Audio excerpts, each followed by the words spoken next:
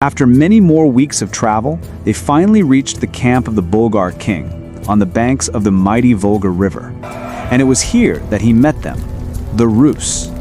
The Rus, as Ibn Fadlan called the Vikings, had traveled south from Scandinavia to trade.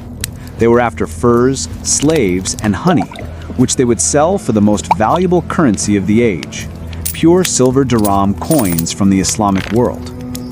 Ibn Fadlan's first impression was one of awe. He writes, "I have never seen bodies more perfect than theirs. They were like palm trees. They are fair and ruddy." But that awe quickly turned to disgust.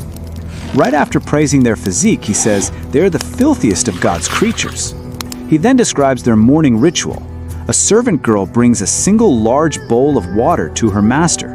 He washes his face, his hair, spits, and blows his nose into it.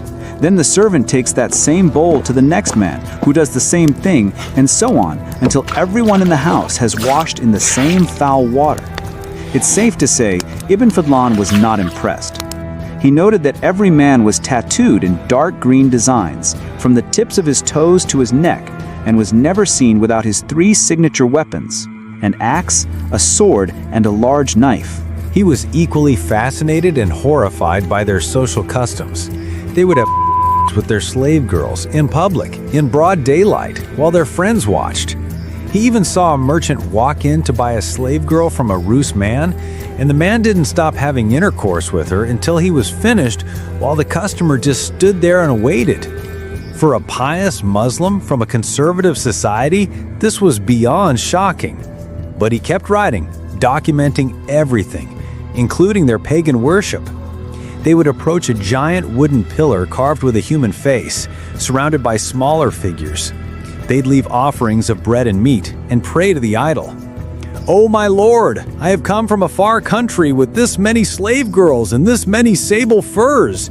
Please send me a merchant with lots of money who will buy everything and not argue about the price." If their prayers weren't answered quickly, they would bring more gifts to the smaller idols, saying, "These are our Lord's wives, sons, and daughters. Please intercede for us." Ibn Fadlan was getting a front-row seat to a culture that was raw, unapologetic, and completely alien.